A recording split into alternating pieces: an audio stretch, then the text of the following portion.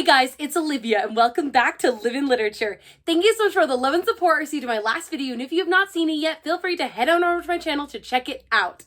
Well guys, welcome to 2025. This is the first time that I'm sitting down to film a video in the new year. I had an amazing holiday break. I hope you guys all did too. And I am just so excited to be filming this video for you guys today because we are doing one of my most favorite videos to film, which is talking about my most anticipated reads for 2025. So I have many incredible books to talk to you guys about today, but for a few housekeeping things really fast on the channel, I am just opening up suggestions to the comments down below really fast before we get into things. If people are interested in seeing a new intro for Live in Literature or not seeing an intro at all, I would love you guys to comment down below. I've been playing with the idea with a friend of mine about doing a new intro for Live in Literature because I'm just ready to amp things up. I'm ready to dial it up and take it to 100. Let's get this party started right! Okay, I want this video intro to slay and be slay, house down the boots, mama. And I just feel like this intro was very cute when I was first starting, but I'm really ready to do something different and something new. I'm deciding if I should do something quicker, something faster, or if I shouldn't even do an intro at all. I know a lot of booktubers and a lot of YouTubers nowadays don't even do an intro to their videos. I did one because that was something that was fun for me. It was a creative endeavor that I enjoy. If you guys like the intro and you think I should keep it, please comment down below. If you hate it, comment down below. If you think I should change it and do something new, that would be great. Or if you don't think I should have an intro at all, please comment down below. Like, I literally don't know what to do. And I would love your guys' opinions and your thoughts and feelings on the intro to the video. So, this is the first time I'm filming in 2025, and it feels so good to be back with you guys. I am just so jazzed. And so we're gonna continue on with the segment we started last year, which was what I just finished reading versus what I am currently reading. So over the holiday break, I read 5 books, okay? Yeah, I was really going, guys. Before the new year ended, which by the way, I know I told you guys all that my goal was to hit 70 books, okay? I did not hit my goal. I hit 67. Granted, I hit my original book reading goal, which was 50, and then I hit my another one, which was 60, and then I set it for 70. So, like, I did hit my reading goal for the year, which was 50 books, but I didn't hit 70, which is fine. I've set my new goal for the year, which is 60 now. But before the new year ended, I read 67 books, and the last 2 books that I read of the year, I know I told you guys I was reading Blood Over Brighthaven by M.L. Wang. We will get back to that. I read these 2 darling little holiday romances. I read Snowed In by Catherine Walsh and then Holiday Romance by Catherine Walsh. These both were gifted from a friend, from my friend's mom. Thank you, Jennifer. I love you. And both of these are just darling. They're both so cute. I gave Snowed In 4.5 stars and I gave Holiday Romance 4 stars. I loved the plot. I love that these were both like extenuating, like out of the box circumstances. This one was fake dating in a small town in Ireland. So hot and heavy. This one was like inconvenience, like 2 friends that were like essentially of like can't get home for the holidays, and it's a bunch of like plane rides to get there. It's just like craziness, and it's friends but like never dated before but like want to date them, and or like they want to date each other but they don't know how to go about it. Very cute, very fun to read. I enjoyed both of these immensely and I cannot recommend them enough. So these both were fabulous. And then for Christmas, during the new year, which I'm already 3 books into my new year goal, I read the entire Galatian trilogy by Stacey McEwen. Guys, if you have not had the pleasure of seeing Stacey McEwen on Book Talk, you are missing out.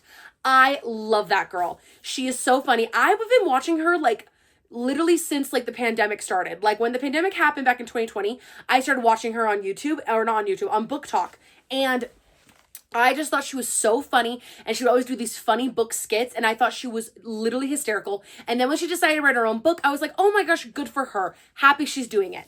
She decided to write a 3-part trilogy that is about essentially like a young girl named Dawson who is stuck on a like cliffside ledge where essentially it's like a barren wasteland, and her people are constantly being picked off every selection. Like every month they're getting picked off for like people to go essentially be taken to the Galatians, which are these like, essentially they're kind of like Illyrians essentially. They're like feathered, like angel winged taloned creatures, but they're like slightly human. They're like humanoid, like taloned creatures, and they get taken to their kingdom. And Dawson is one of the ones selected at this time, as she gets taken to the Galatians' kingdom, and she teams up with a half Galatian named Ryon, if you want to pronounce it that way, Ryon, anyways. And they end up teaming up to essentially like escape the ledge. And this book series is about that. Now, I will say for the first one, which is Ledge, you can definitely tell that this was her first book. I enjoyed the book. I did finish it. It does take a second to get into it. At first, I was like, I almost gave up. I almost DNF'd because I was like, this writing is not very good. But it gets better and it picks up and it does become something really intriguing and fun to read. Then it just gets better from where it starts, okay? So her first one's a little rough. I gave it 3 stars, a generous 3 stars, I will say. Then we have Chasm. Chasm really picks things up. Like, things really start going in this one and, like, change direction in a whole other way. And I loved the side characters in this one. The side characters in Chasm are what made this book amazing. Loved Chasm. Chasm I gave a 3 stars as well, but like a normal 3 stars. This was a generous 3 stars. This one's a regular 3 stars. Still really enjoyed it. The writing is getting better. And, of course, the last one in the trilogy, which is Valley, I gave 3.5 stars. A very fun series. I will say the book ended in a really nice way. I loved the way they wrapped it all together. I would have loved more detail in the epilogue personally, but like, it's fine. So again, Stacey McEwen, I adore you. I think you're fabulous. Like, I think your writing's only going to get better from here. This was a very fun trilogy to read, and I do recommend it if you're looking for something cold and treacherous to read about and you just want some fun romantasy. This is simple. This is easy. If you're looking for something easy, this is a good one to go with. I am currently reading Blood Over Brighthaven. Now, I know the last time I did this, I said I was reading Blood Over Brighthaven. Here's what happened. I was reading it, and then I, like, kind of got slumped, and I was like, I just want to read some holiday romance. So I paused, went and did holiday romance, went and did all of the Galatian trilogy, and then when I got home from vacation, which was, like, literally only a few days ago, I picked this up again and started reading, and oh my gosh, guys, I'm like kicking myself because why did I freaking stop? I'm like halfway through. You can see Cassian peeking out right there. I'm like halfway through this book and I am floored by how amazing it is. I am floored by how incredible it is. It had me crying the other night at like 1 a.m. Like, I was literally crying and I'm like, why am I crying over this dark academia? Stop crying. It won't do any good. And anyway, you have a lot of work to do starting right now. I just wasn't expecting to cry over the specific like part of the book, but it like made me so emotional to read this. And this book is just really like hard. It's a hard read, but it's like hard in like a frustrating way because there's so much like tension between these two characters, the female character and the main male character, because of where they come from. They both come from such like different worlds, and you'd think that they would be on the same team because they're both outcasts, but like you come to find out that they're not, but they want to be, and they like need to like essentially like stop being so defensive of their own cultures of like where they come from and like unite in a way. And it just is so much of like a battle of wills and a battle of religion and politics like in this world that I am just like absolutely loving. Like, fabulous. I will definitely be done with it by the time you see me next. So don't you worry, I will be done with Blood Over Brighthaven. But again, this is what I'm currently reading. Loving it so much. Can't wait to update you guys. Now, y'all have been sitting here long enough waiting for me to talk about my most anticipated reads for 2025. So let's just freaking get into the video. Okay, first one we're going to start with is the most anticipated, probably one of the most anticipated books of the year, which comes out in like 2 weeks. We have Rebecca Yaros's Onyx Storm. Guys, who else is freaking jazzed for Onyx Storm? No. I know that I am. Now, here's the T. Here's big T. Fourth Wing, incredible. Iron Flame, terrible. Onyx Storm, I'm hoping will be incredible. Because right now, I'm getting scared. Have y'all been seeing Rebecca Yaros's Instagram posts where she keeps posting all these sad little sappy moments between Xaden and Violet? I'm getting scared. I'm getting very nervous for Onyx Storm. I'm scared to death. I'm frightened and I don't know what to do. I'm confused and I want to go home. I am hoping that Rebecca Yarros does not screw this book up because it will kill me if she does. And can I just say another thing? If Violet gives Xaden a hard freaking time about the whole you-know-what that happened in book 2, I'm going to be fetchin' pissed. I'm going to be like, Okay. Hold my earrings, please.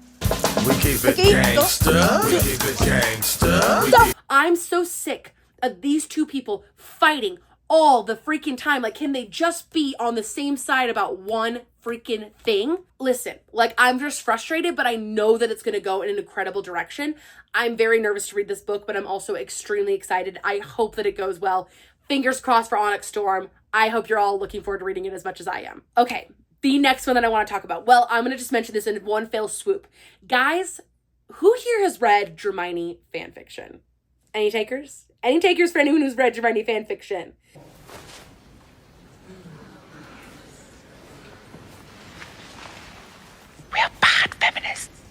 Yes, you, 500 for Hermione fanfiction. Yes, you over there. Guys, get into Hermione fanfiction, okay? Like, just get into it. Get into it. I don't care if you've never read Harry Potter, okay? Because guess what? Spoiler alert, I've never read Harry Potter. Who said that? That's crazy. You liar! Like, I'm just saying, like, even if you've never read Harry Potter, get into the canon that is Draco Malfoy and Hermione Granger. I don't know what it is about these two people when you put them together in a fan fiction. It is one of the most beautiful things you will ever freaking read. My friend Rebecca and I filmed a video on our channel last year called Talking About Hermione fan fiction. I'll insert a clip of like what the video looks like. Anyways, we did a whole video talking about Hermione fan fiction, how amazing it is. And I just want you guys to know how incredible it is. Like, it's some of the best reading I've ever done is through Hermione fanfiction. Some of the best enemies to lovers is done in Hermione fanfiction. There's so much angst, there's so much power, there's so much like aggression and like romance and desire and yearning. Draco Malfoy knows how to yearn. The man was built to yearn. 2025 is the year of yearning, guys. Oh my gosh.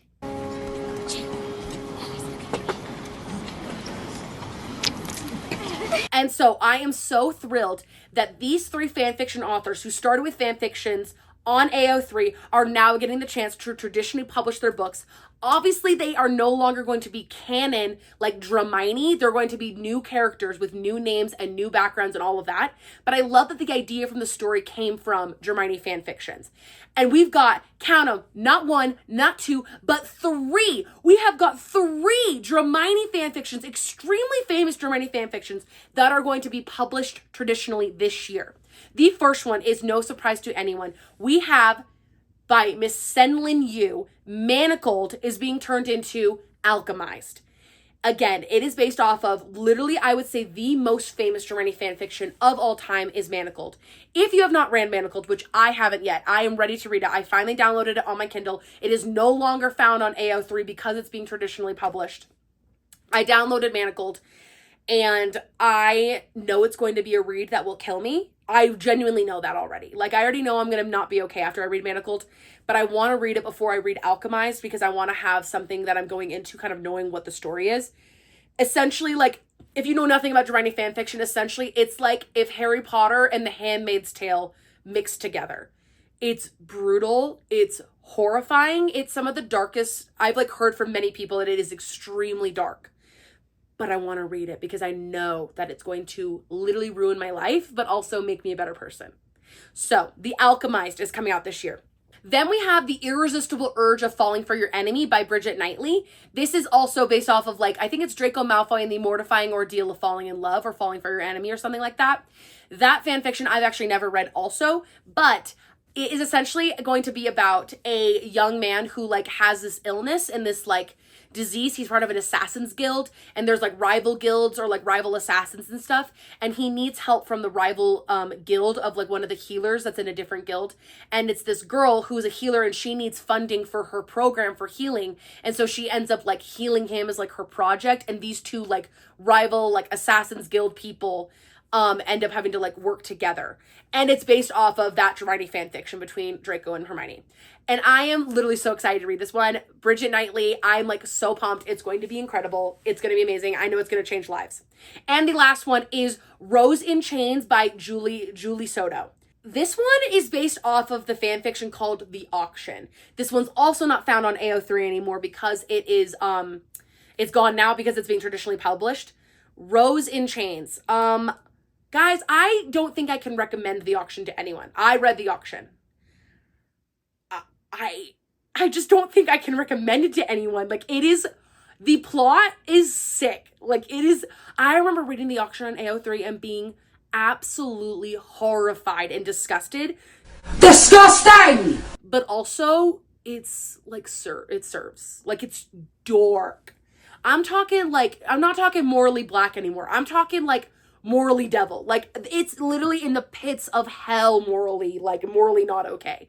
Like, the book is based off of The Auction, and The Auction is essentially like at the end of the War of Hogwarts, like in this fan fiction, it's all of the like women and the men are essentially like auctioned off to like the Slytherin and people as like slaves for like, you know, stuff.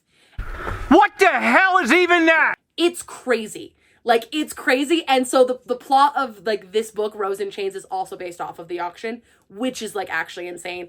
But I know it's going to eat, and I know that obviously you have to change some things because you can't like obviously go off of the whole like Harry Potter of it all and stuff, and so it's gonna be completely different. But like, I will be reading, but I know what's gonna happen. I know some things that like I don't know what's gonna happen because obviously I've never read it, but like I've read the fan fiction and it is crazy. Like, it's sick. It's like disgustingly sick. So if you have a chance to read the auction, I guess you can, but I'm telling you right now, like, it is sick. And it's probably the darkest thing I've ever read. Besides, I just like, oh, but it's so good. So I'm like really excited for Julie Soto's Rose in Chains. I feel like it's going to be really good, but also really scary. I'm pumped. One of my most anticipated reads of the year comes out in February, I think, and it's going to be Enchantra by Kaylee Smith. Guys, Enchantra, I am so excited for. This is book 2 in the Phantasma series. So Phantasma was the first one based off of Ophelia. This one's based off of Ophelia's sister Genevieve, and it's essentially like Genevieve's story. So it's a standalone novel. Essentially, Genevieve is like kind of lost. She doesn't know what to do with her life. She gets invited to go to Italy to this like crazy ball, and like things start getting a little like hippy dippy, like Caraval kind of weird if you've read Stephanie Garbo's Caraval. And it gets very like Alice in Wonderlandy, like weird. And there's this guy there that she ends up like meeting up with, and he's like, you need to leave. And she's like, I'm not gonna do that. And it's gonna be like a big like enemies to lovers to do, like in Italy with this like Victorian like undertone. Very gothic, very spooky. If it's anything like Phantasma, I will be eating it up. I will be eating it up as fast as humanly possible. I cannot freaking wait. I love Kaylee Smith. Then we have one of the most anticipated reads of the year for many people. And I've decided, guys, I'm going to become a stan of R.F. Kuang. Okay? I want to be an R.F. Kuang girl. And it is R.F. Kuang's debut romantasy novel called Catabasis. And this is about 2 academic rivals who essentially have to go through hell / like Dante's Inferno to rescue their like academic professor. And it's going to be riveting. It's going to be drama. It's going to be yearning. Like, people have been pining for this novel since like R.F. Kuang like talked about it. Like, I am so excited for this novel. I know it's going to eat. I know it's going to be amazing. Like, I love the dark academia of it all. I love Dante's Inferno and like all the things that they're inferring from it. I love that they're going to be using that as like the basis for rescuing their professor from like hell or whatever. It's going to be so good. I cannot freaking wait. I want to become an R.F. Kuang girl this year. I've decided I am entering that era of my life. It shall be something that I will be doing, and I hope to read more of their books very soon. Next is a book that I'm so excited for because it's by literally one of my most favorite authors of all time. You guys know I talk about Miss V.E. Schwab all the fetching time, and the book is Bury Our Bones in the Midnight Soil. And Miss V.E. Schwab has described this book as toxic lesbian vampires. That's it. Toxic lesbian vampires. Sign me the frick up. I'm there, okay? I'm there. I'm ready to like get hurt. I'm ready to get hurt again. Like, I've decided I'm ready to like feel some things. And I know that V.E. Schwab's gonna make me feel those things because V.E. Schwab never misses. She always hits. She's always on. And I know that this book is gonna be so good. And I'm also like really interested because we are getting a lot of, from what I've been seeing from a lot of people, we're getting a lot of sapphic romances this year. I have never been one to read a ton of sapphic romances, but like, I'm down. I'm down to find out what's going on with the lesbian vampires. And I'm so excited for this book because I know that V.E. Schwab is going to eat it up and she's going to slay this book. I'm literally so excited. I cannot freaking wait. Next is a book that I'm like low-key kind of embarrassed to bring up because I know people are going to be like, okay, are you 4 years old? No. Don't call me. Don't come by my house. We're done. Like, I know people are going to judge me and I hope you guys won't, but also like get with it. Like, if you get it, you get it. And that is going to be Wings of Starlight by Allison Saft. Guys, Wings of Starlight by Allison Saft is... Okay, has anyone seen Pixie Hollow? Okay? Did anyone watch Tinkerbell growing up? Did anyone watch the Tinkerbell movies? So pretty. Who's that then? It's Tinkerbell, you snail brain. Well, in the 3rd movie called Secret of the Wings, the whole story basically is that Tinkerbell has a sister who's in the Winterland of her of the Pixie Hollow, and like they can't see each other because like winter and like spring don't mix because like your wings will break or whatever. And there's this like whole undertone, like really sad story about how the queen oh my gosh, what's her name? Queen Clarion of Pixie Hollow, and Lord Mallory, like the king of like the Winter Court, like when they were young, like fell in love, but then like they are like doomed to like never be together because like their worlds didn't mix. And like I remember like watching the movie and being like, because it was just like a little story they told like during the movie, and I was like, this needs to be like a real book. Like this needs to be a movie. Like I need to see Lord Mallory and Queen Clarion like have their moment when they were young and in love, and like see what happens to them, and see like what happens to this tragic love story, and like will they ever get to be together? And finally, Allison Saft is like partnering up with Disney and debuting this novel that is going to be the love story of Queen Clarion and Lord Mallory. And I am so excited. Like, I might start crying. I literally might start crying. I'm like shaking thinking. I'm not gonna cry. Say it. I'm not gonna cry. You're not crying. Don't cry. Smile. About it. I'm like, I like loved these two people, and I like loved this story when I watched this movie, and I was always like, this needs to be a thing. Like I need to watch their movie, and now I get to read their book. I finally get to like have the story I always wanted. So please go read Wings of Starlight. I think it's out in February. I will be reading, and I hope that it's good. Please, Allison Saft, don't screw this up. Please, I hope that it's good. I like cannot wait. One of the most anticipated reads of the fetching year is, unsurprisingly, Rachel Gillig's The Night and the Moth. Guys, this one has already been described as like a gothic, obviously, because Miss Rachel does gothic. It's gothic, like, woman in like the clergy meets a knight, and she can like see into the future, and she's like a seer, and they have to work together, but he like, it's like reluctant enemies to lovers kind of deal. Guys, I like can't even express how excited I am for this book. Like Rachel Gillig, One Dark Window was one of the best things like I've ever read, period. That duology like changed my life.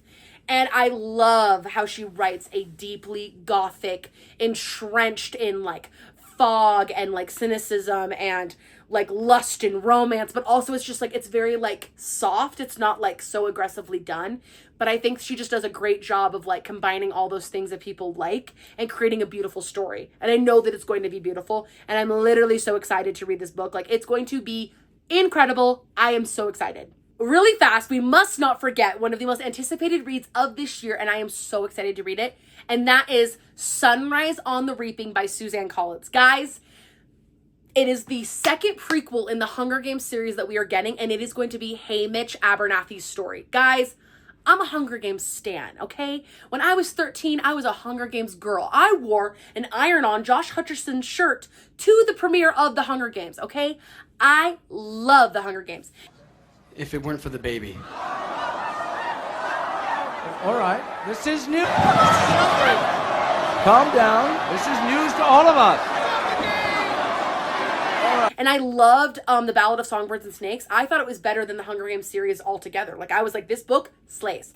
I'm so excited that we are entering this era of like loving the Hunger Games again, and we're entering this era of loving like dystopian fiction again. And I think Suzanne Collins is doing a beautiful job of like incorporating all the things that we loved about the Hunger Games, but still making it unique and new. And I'm so excited to learn more about Haymitch and his story, and like reading about his character and like what he cares about in the games, and like what's going to happen to him and why he is the way he is. Because I know it's going to be disgustingly horrifying, but amazing. And I'm so excited to find out what happens, because I know it's going to be tragic. I know it's going to be a tragedy. But again, as I'm saying, the slogan for 2025 with my books is I'm ready to get hurt again. I'm ready to get hurt. No question about it. I am ready to get hurt again.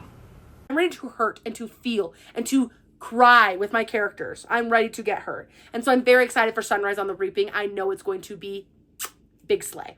And the last book that I am literally so excited for, because it was my favorite read of last year, we have Quicksilver Book 2 by Callie Hart. Now, we don't have a title, but we know it's going to be released this year. We do not have a title for Quicksilver Book 2. All we know is that it's going to be a continuation of Sarah's Fane, and of course our baddie boy, Kingfisher, and their adventure in this world. I love Callie Hart. I love the world that she's created, and I'm literally so excited for Book 2 in this series. I know that it's going to be amazing, and I know that it's going to change lives. I'm literally just so excited to read it. And I know that it's going to be like a big sleigh for this next year. So hoping for book 2, a title release very, very soon. I'm so excited for this book to come out though. I know it's going to be incredible. So that is all the most anticipated reads of 2025 for you today. So I hope that you enjoyed this video. And if you did, do not forget to like, comment, subscribe to the Live in Literature YouTube channel. Guys, the channel is growing so much every single day and I'm literally so grateful for all of you. Again, if you have any thoughts and comments about the intro of my video and what you want to know or what you want to say about that, please feel free to comment down below. If you have any video ideas and things you want to see for this new year of 2025, please leave them down below. Also, as a side note, if you made it to the end of the video, thank you so much. And a quick question. I got quite a few books from Christmas this year, and I want to know if you guys would like to see a Christmas book haul as like another little video thrown in here. Would that be a video that interests you, or you're just like, nah, keep going with the recommendations and all that other stuff? We don't need to see a Christmas book haul. But if you want one, I'm happy to show one. I got quite a few books, and so I'm really excited to read all of those this year. It's going to be an amazing year of reading. I'm literally so excited. But again, I love you guys the most, and I'll catch you in the next one. Bye.